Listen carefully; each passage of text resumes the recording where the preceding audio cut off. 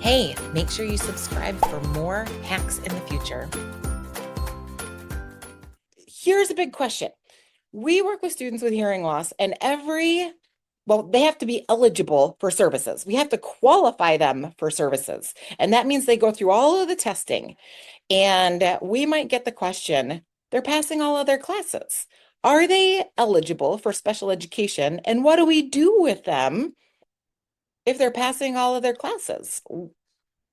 What's our role? And this is where the expanded core curriculum comes in, because passing is not the same as preparing. Passing a class is not the same as being prepared for life after graduation when it comes to students with hearing loss. Honestly, whether they're passing classes, whether they're working at grade level, it's not the primary concern. It is, of course, a very important concern. We want that. We expect that. We have a high bar for that, but it is not the only thing that we are looking at. That's where we come up tonight. We're talking about the expanded core curriculum. Here are some really important statistics, and this comes from the National Deaf Center from 2022. These are current statistics. 51% of deaf adults complete at least some college, but degree completion lags behind hearing peers. Not that college is the most important thing for employability. It's not. There's lots of ways to be employed. But look at the employment outcomes. We have just over half of our deaf and hard of hearing citizens who are employed. We're working with underemployment, which is very common, and we've got issues in communication barriers, limited access to professional development. Really, what we're looking at is about 56% of our deaf students after graduation are able to get jobs. If our students graduate high school and they're not able to complete an education, go to college and complete their degree, and they're not able to get jobs, what's it all for? What's the point? Our goal is to make sure that our students can graduate and work and become citizens and active people inside their community, just at an equal level as their hearing counterparts. So we go back to what's going on, that our students are not graduating and completing college or getting a job that they are employable. 30% of students who qualify for special education qualify under a learning disability. Okay, so this is our biggest group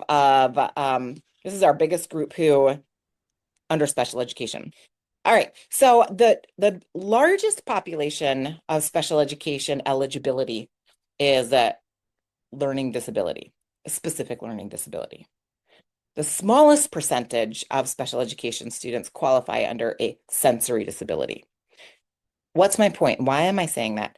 I'm saying that because most people who are working within special education have their best focus, their greatest education, their most training, their most comfort level in working with students with a learning disability, and the least amount of training, education, understanding of a student with a sensory disability.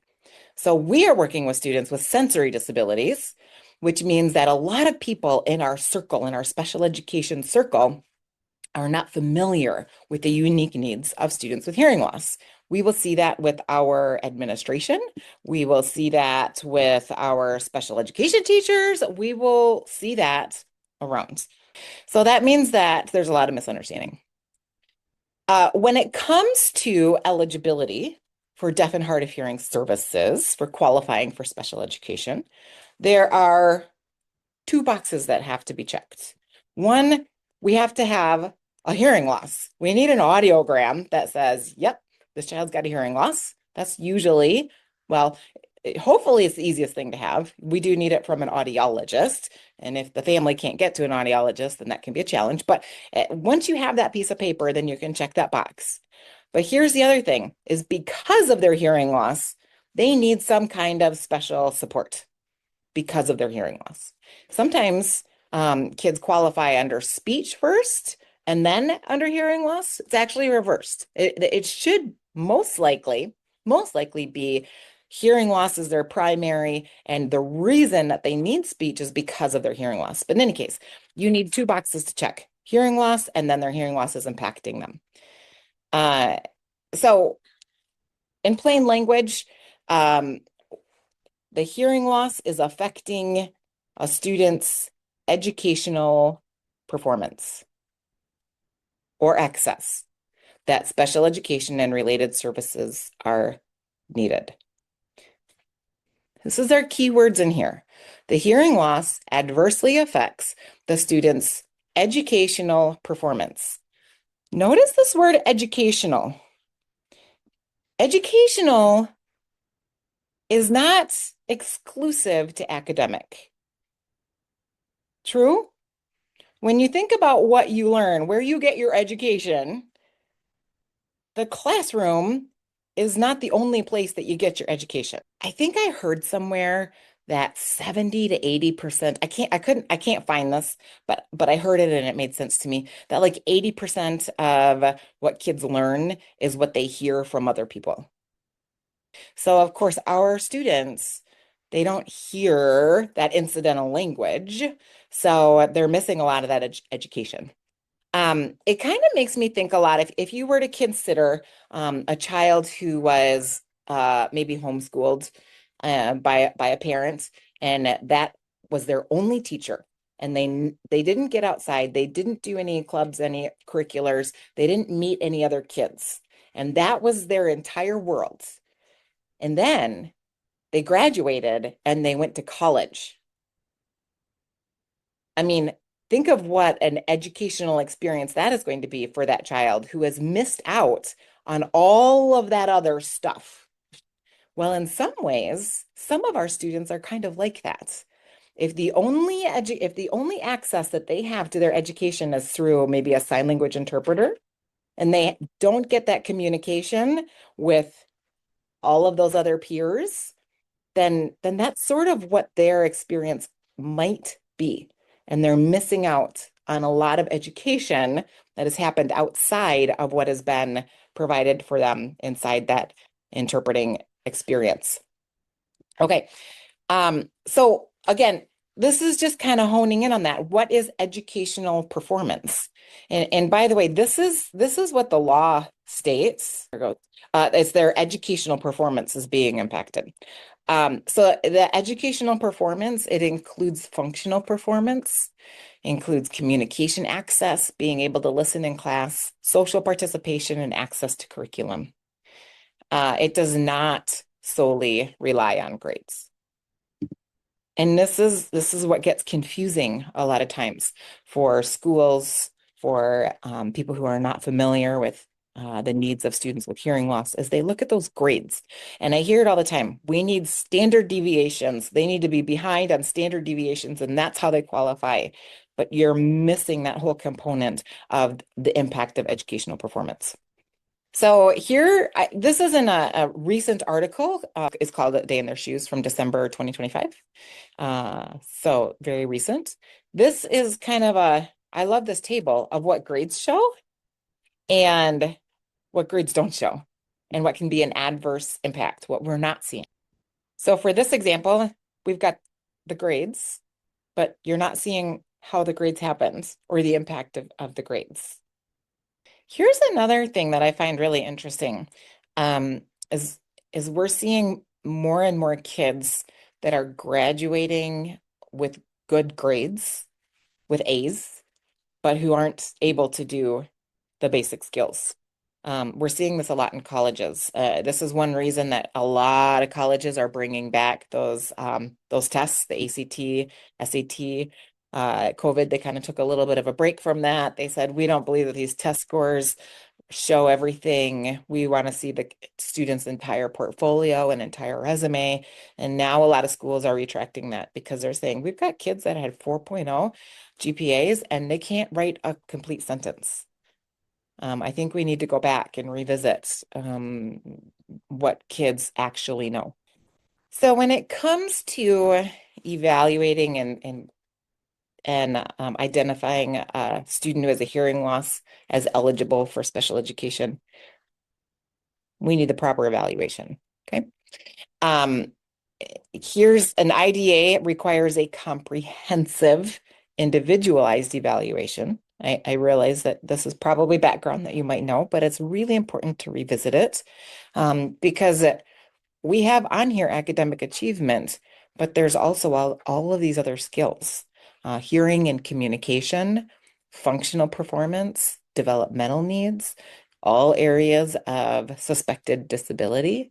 But look at, we've got language, social communication, access barriers, and I like to point out these communication skills. I'm going to kind of highlight this right here because communication skills is more than just being able to have a conversation.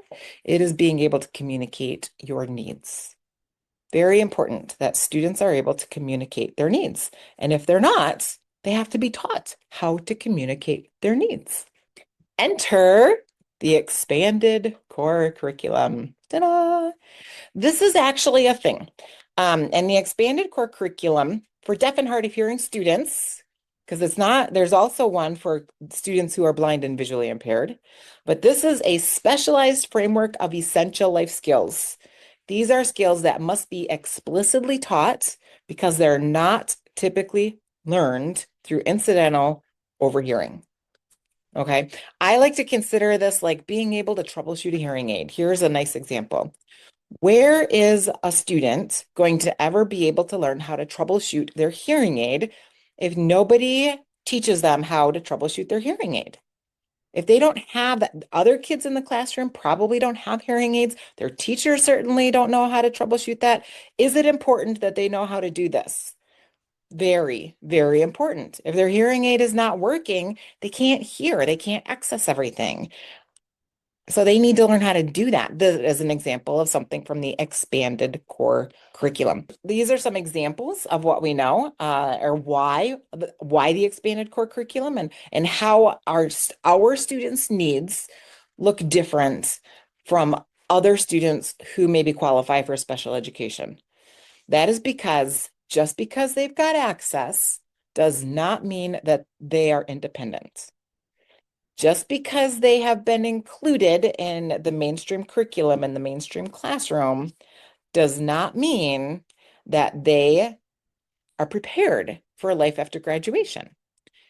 And just because they've got support in school does not mean that they've got the skill development to be able to be independent after graduation. So what we need to consider is if the support system vanished tomorrow, what skills would your student be left with? And this is where we need to think about this. When they graduate high school, that support system is gone. Are they ready to navigate what's next? Are they prepared and empowered for that?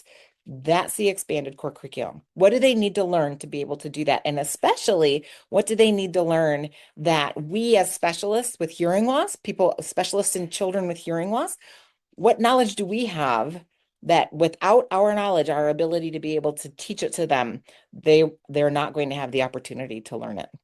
But this little visual here gives you some examples of what is inside of the expanded core curriculum. Of course, we've got language access and language development, auditory. I'm going from left to right here. Auditory, visual, and multimodal access, self-advocacy and self-determination, social communication and pragmatic language, academic access skills, deaf identity, culture and community, executive function and independence, and then your family, systems, and transition navigation. These are typical skills that are not taught in the general ed curriculum. And I always like to point out these are typical skills that people who have been trained in special education might not have the training in. Let's talk about the history of the expanded core curriculum. This all started with students with visual impairments. And then back in 2002, Wisconsin created what they call the eligibility criteria guidelines for students who are deaf and hard of hearing. And they had an evaluation guide, and they started listing things and started calling things the expanded core curriculum, but it wasn't a formal document. This was about the time that I moved to Wisconsin too. And I was very involved in working with the Department of Public Instruction, and this was a huge focus at the time, being able to make sure that students had these other skills that they would need, especially in self-advocacy and communicating their needs. In 2004, Iowa started starting a document for professional review that had all of these skills outlined, and it became published in 2007, and they named it the Expanded Core Curriculum. And Minnesota created the Minnesota Compensatory Skills Checklist. It's the same thing, it's just a different name. And in 2025, Pennsylvania came up with an updated version with current terminology and additional skills. Let me give you a quick peek at what all of these currently look like now. Wisconsin just updated theirs. They have a document, and this document goes through and it outlines communication and language. These are the skills that we want students to have. Social and emotional development. Here's just all kinds of technology, legal rights, interpreting services, all of these things that are very important for our students to know. And if they weren't taught these skills, then it would be a real challenge for them to navigate life after graduation. Environmental management, including accommodations, interpreter placement, transition skills. So this is what the Wisconsin has currently for their expanded core curriculum. Then we've got, there we go, Iowa. So Iowa's has been updated in 2019. Let's see if I've got it here. Okay, so Iowa has got a nice document here. And see, how many pages do we have here? 51 pages. Okay, and these are the sections. And I'm just going to give you a quick peek at what this looks like. Okay, so you've got a little definition of it. Here is like the checklist. Here's all the things that you want to look at. And I love this because they've got early, emerging, intermediate, and advanced. So they've got all the skills and they've got a nice outline of the developmental process of it. And Minnesota Compensatory Skills Checklist. So this is a 20-page document, and it's very similar. It's got a full checklist of those types of skills. And Pennsylvania, that they updated this information with current vocabulary, current technology, and it's kind of neat. They've got it, their webpage is beautiful.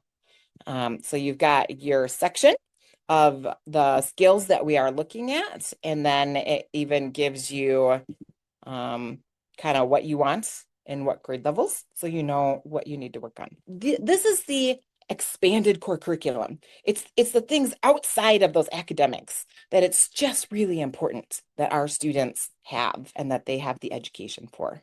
People ask, okay, so these are the skills. How do we identify what the gaps are? How do we test for these skills?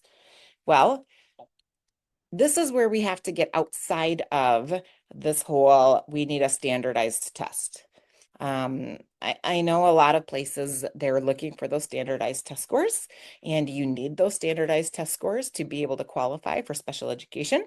That was designed for students who have a learning disability. It was not designed, that whole approach was not designed for students with a sensory loss. So we need to be able to go through these required skills, and we can use the expanded core curriculum.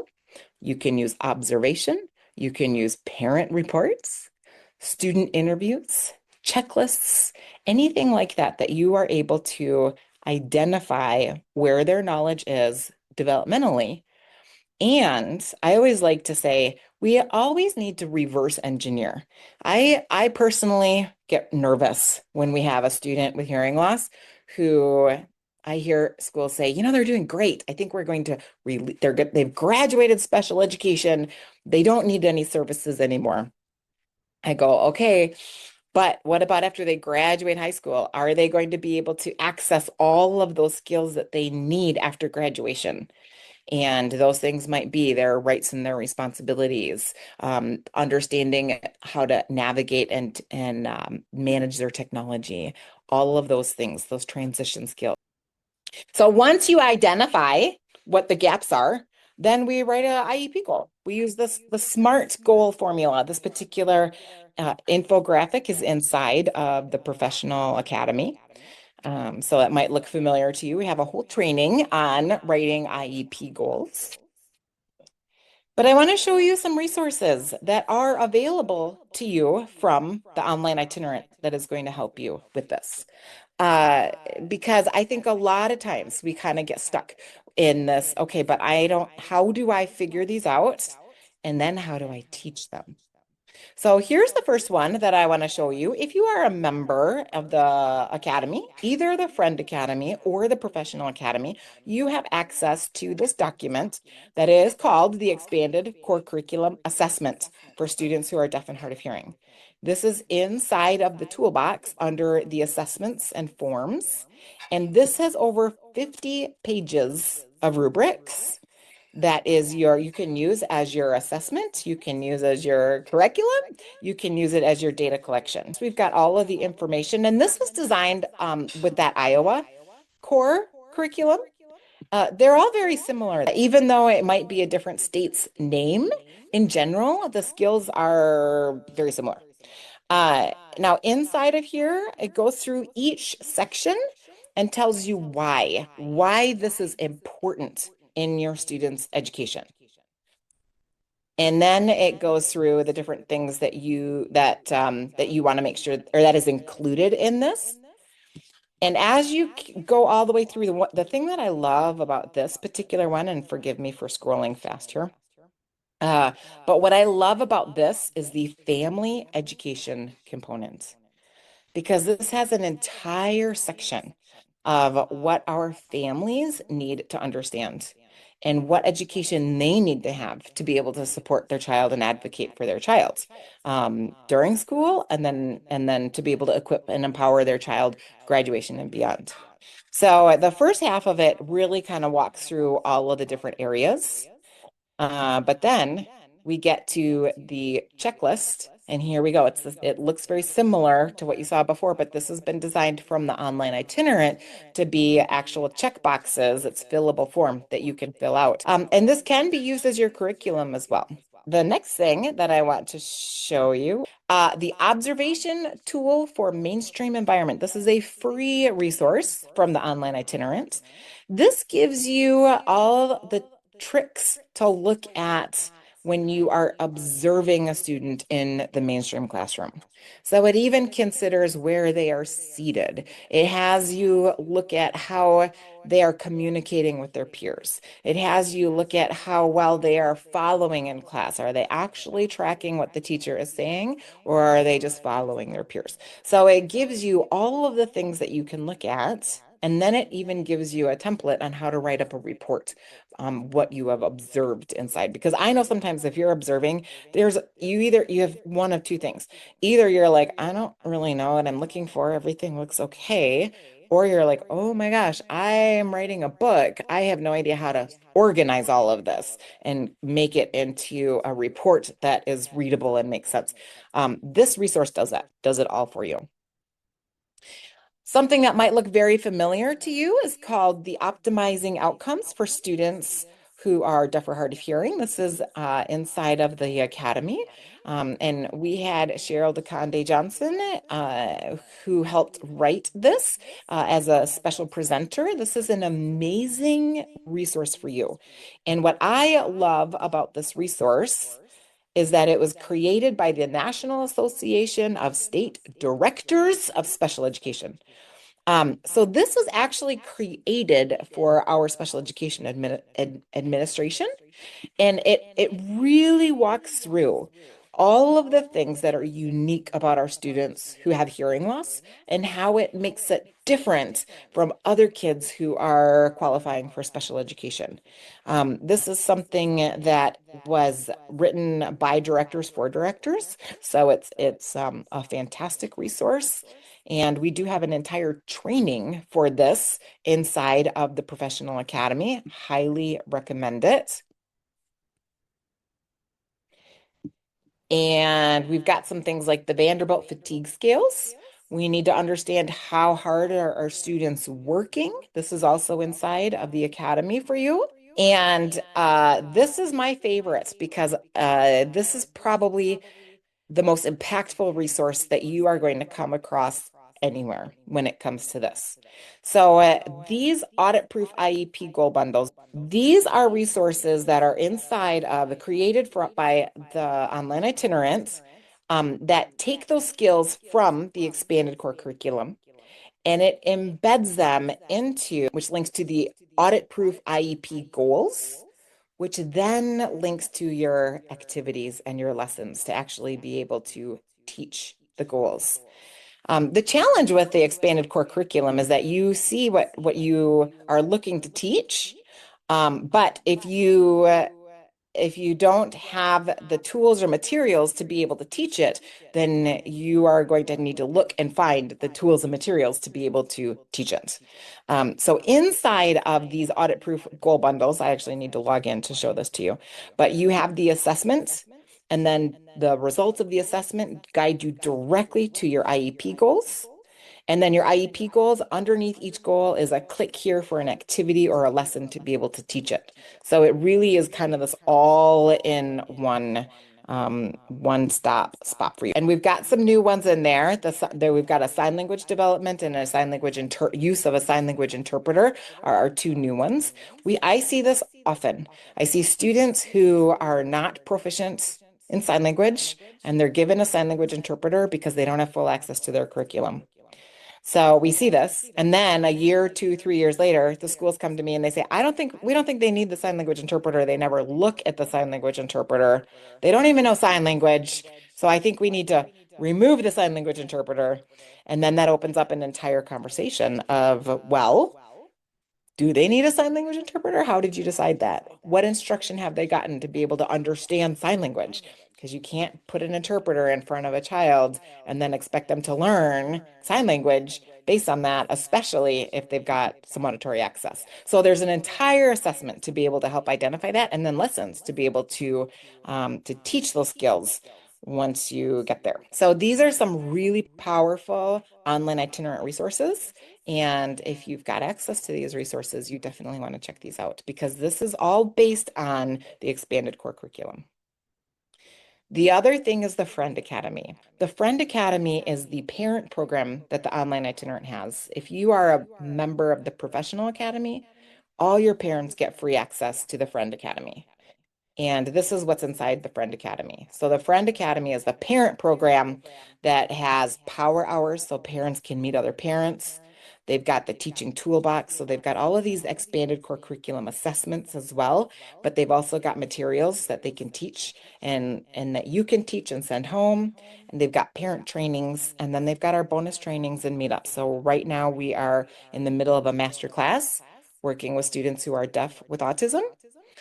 Parents have access to this too. It's really important that our parents understand the expanded core curriculum and how important it is for their child. We've got a lot of changes happening right now at the Department of Education in the United States. And what do we need to know about all of this?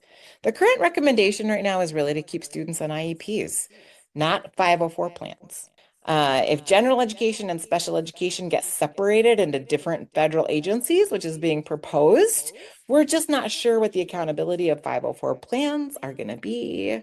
But we really, really do need to look at these expanded core curriculum competencies to make sure that our students have got access to these skills and this education to be able to get these skills before we consider moving our students to a 504 plan. And I know it's a hot topic. I work with a lot of teachers who say, you know what, my school, my administration, they require that for a student to be eligible, that they're not passing, or that we see the standard deviations. If you are seeing that within your school, or you're seeing that you don't have the time to be able to work with these skills like you want to, and you just feel like, okay, I my hands are tied. That is a reality for a lot of us, and I understand that.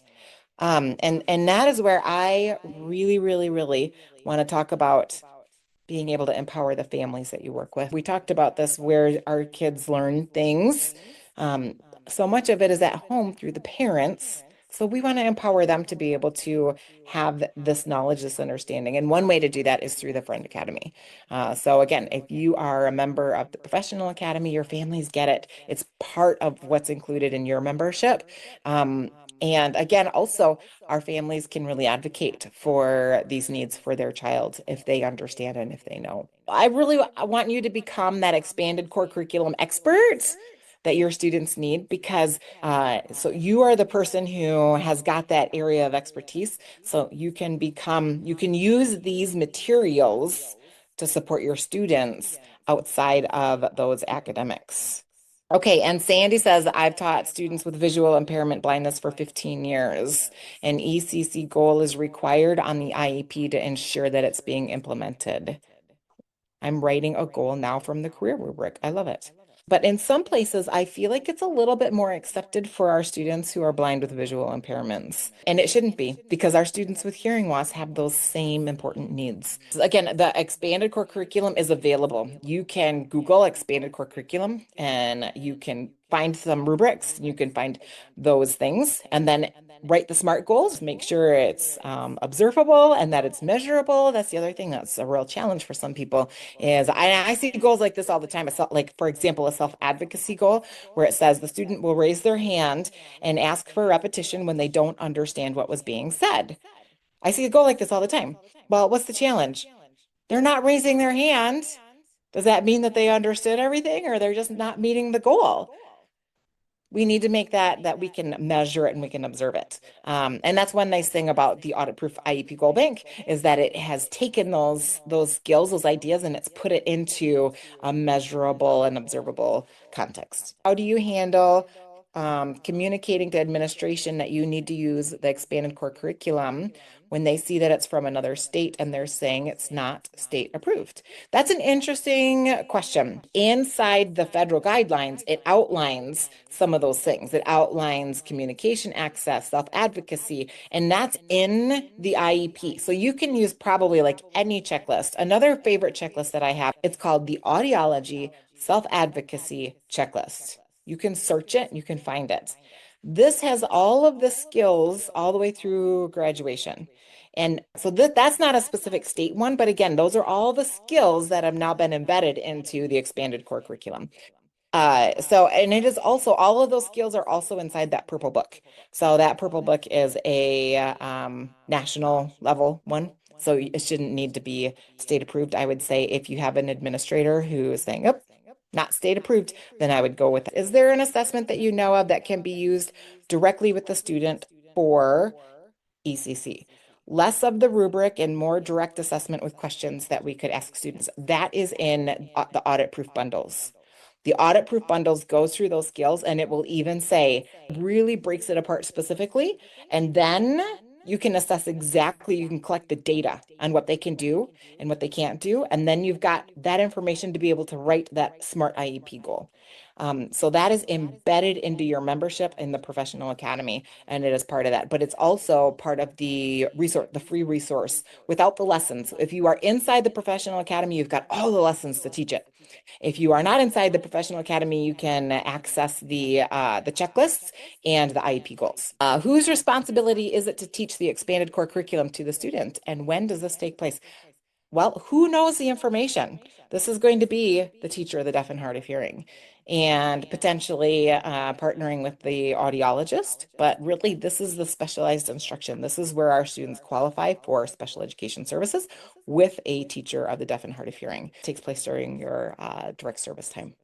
So thanks everybody for joining tonight, and have a great night.